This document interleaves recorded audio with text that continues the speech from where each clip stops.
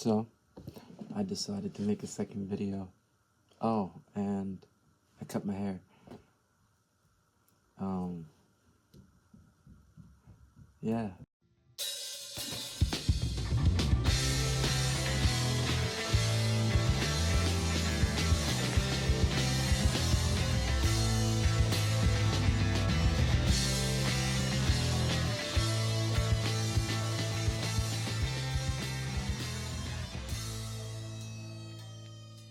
What's up, everyone?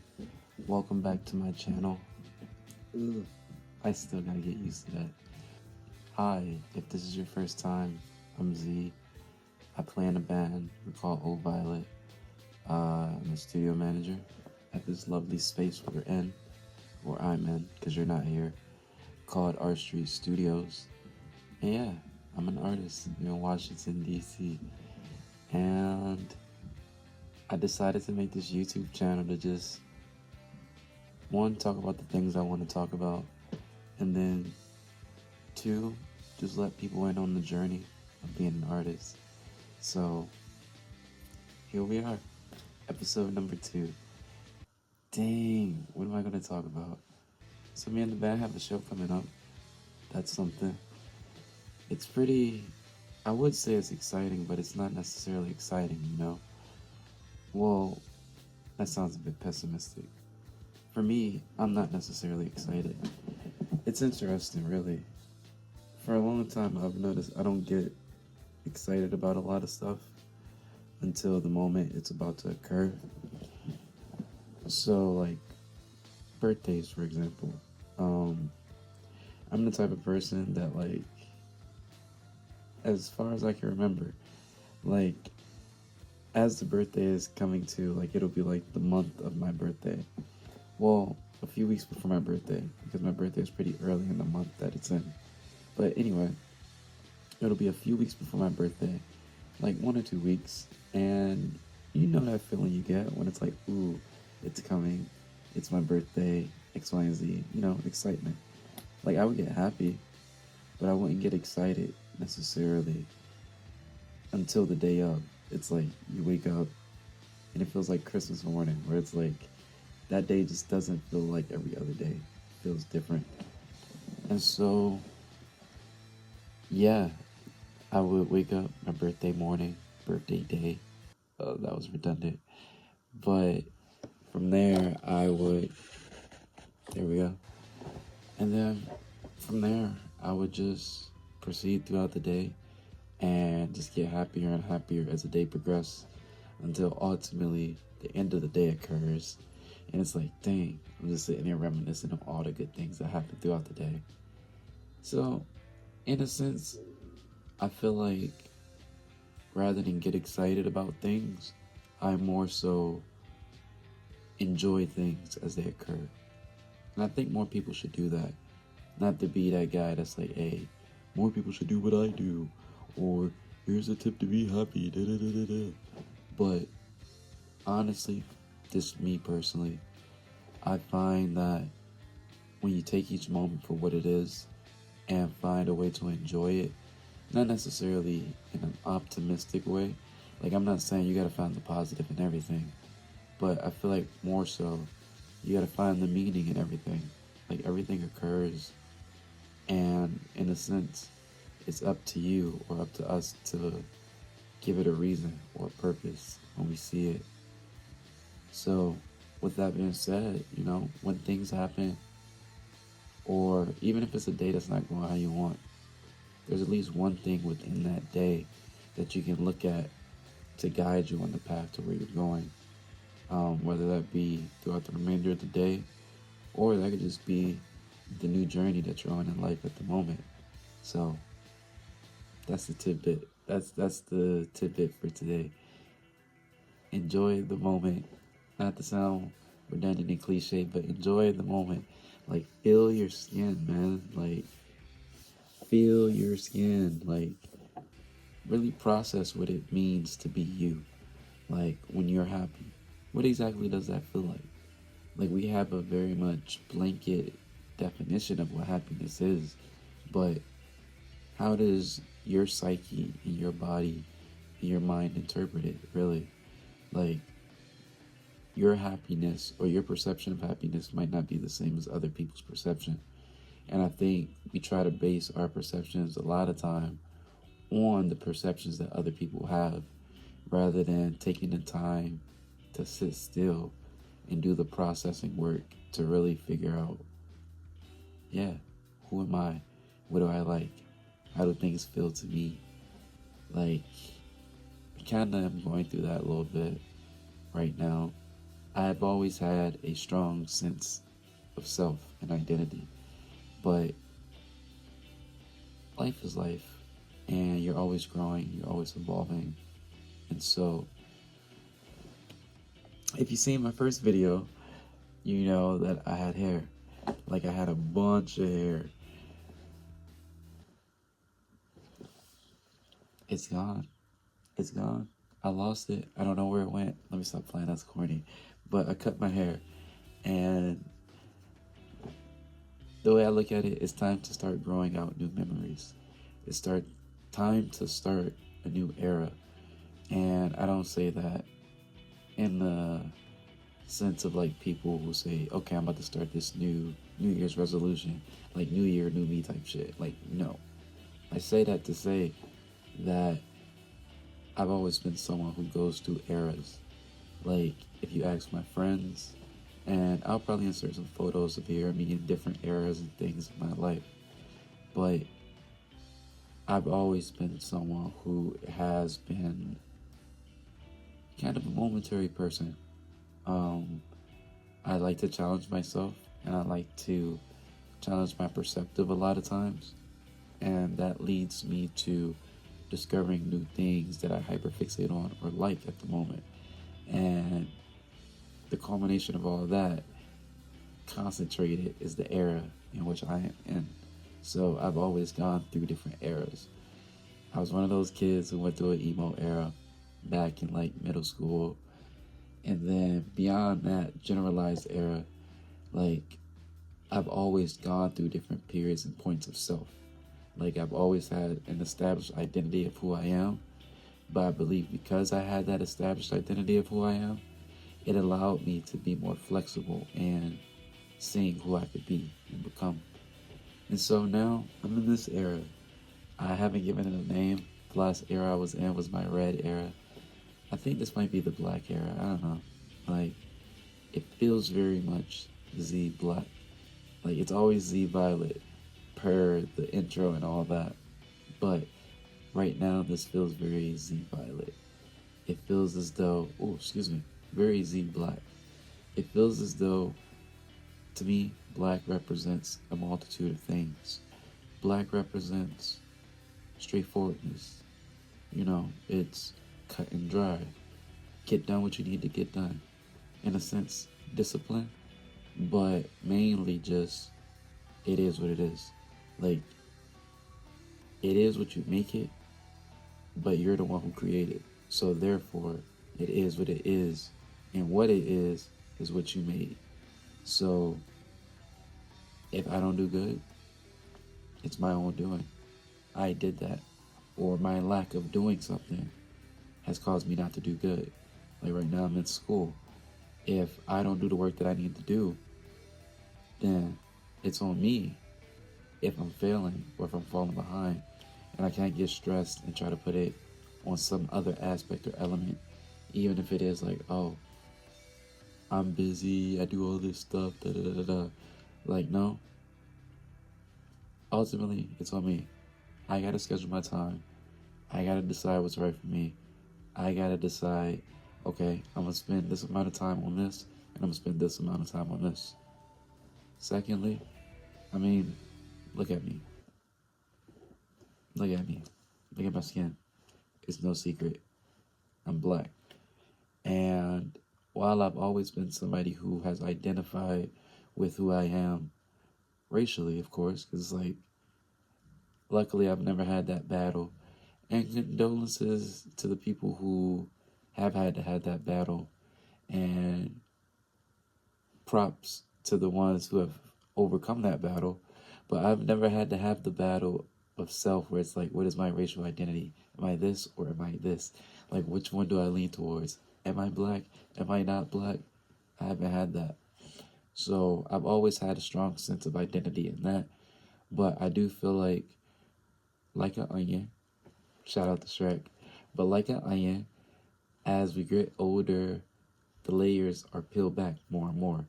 And not only your racial identity or my racial identity, but my cultural identity, like being from DC, all of it is constantly evolving as I'm getting more educated on myself, on the world that I come from, like taking the experiences that I've had and like processing them and looking at them.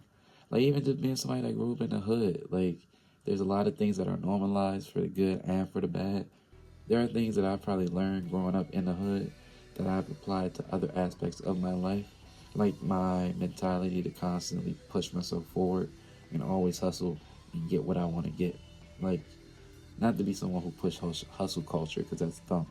Like, I feel like that's a very much advertised way of trying to get your money. Like, hustle culture is really just trying to get you to buy into hustle culture so that you can invest in other people. But it's also, if it's not that, it's false optimism where it's like, no, like, yes, you do got to do what you got to do and get what you got to get. But at the same time, you're human. And don't forget that. Like, don't let the hustle overtake the humanity. Take care of yourself. I'm saying that as someone who is also on a journey of learning that lesson. Take care of yourself, really. And with that, like, I say that to say, damn, I lost my train of thought.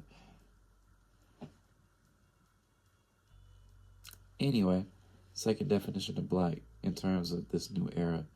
It's just me really just, I struggle to say authentically because I've always authentically been myself, but it's just me being myself in the highest dosage that it is as a black man, like from DC.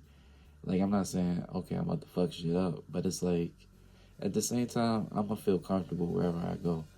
And when people try to make me feel uncomfortable, I'm gonna double down on my comfort. Because, no, we ain't going like that.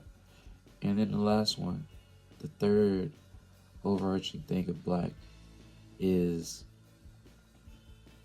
I feel like mentally, I have reached a state of balance where the negativity that resides within me and the darkness that resides within me has found balance with the light that resides within me. And everyone has it, so I'm not trying to be like cryptic or act like I'm special type shit. Like, everybody has some type of darkness. Like, we have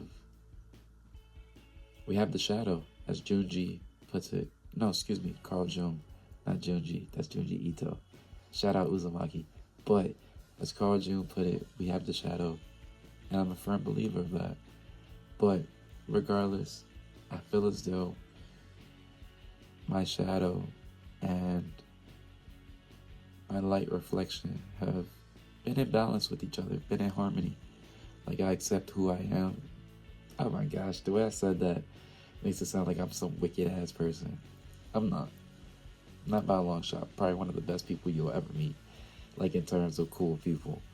But yeah, I've come to a point where I accept my shadow. So the more harsh characteristics of myself, which may include like my assertiveness and aggression at times where I should probably be more considerate and passionate. But my assertiveness and my aggression comes from a state of care. So if I'm assertive or aggressive, it's because I want something to be done when it should be done for a reason. Like, it's not just because I want it done. There's a method to the madness. It's like pulling a little kid across the street. Like, I'm not just yanking you across the street because I'm in a rush or I want you to get across the street because I said so. I'm yanking you across the street because there's cars coming. And if you're not going to be aware, I need to be aware for you. and I need to say something. It's my duty to do actions. To do actions. But anyway, those are the 3 characteristics. That's the last one. It's really just finding that balance within self. And not to go into some like real spiritual type shit, but just the universe is all connected. Whether you believe in spirituality, religion, or whatever. Like, I'm not the super spiritual person like other people, and I'm not religious at all. But I do believe in divine connection. I do believe that the universe exists on planes in which there are finite number of outcomes and finite number of opportunities. And rather than being like, okay, this is predetermined for you, this is your fate, this is your destiny, I feel as though around us exist constant bubbles of opportunity and threads of fate that we can choose to grab onto or latch onto and follow it where it go, or we can choose to derail, or we can choose to just let it go past. And it's up to us to really determine our fate, or really grab our fate per se. But yeah, just this new era that I'm in, time to lock in. I stopped smoking. Well, actually, I ain't gonna lie, today was the last day, quote unquote. But it'll probably happen again tomorrow, to be honest. I got one more person I need to cross off my bucket list before I am done with it. But I'm interested in the journey. I'm a man of science, like I was telling my friends earlier.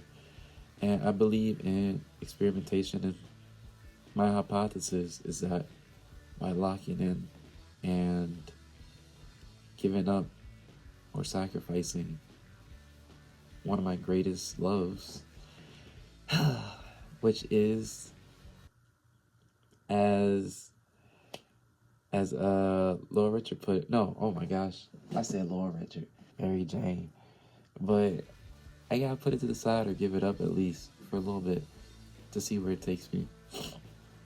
I'm not just doing anything for me. Like, there's a whole team of people that I'm working for.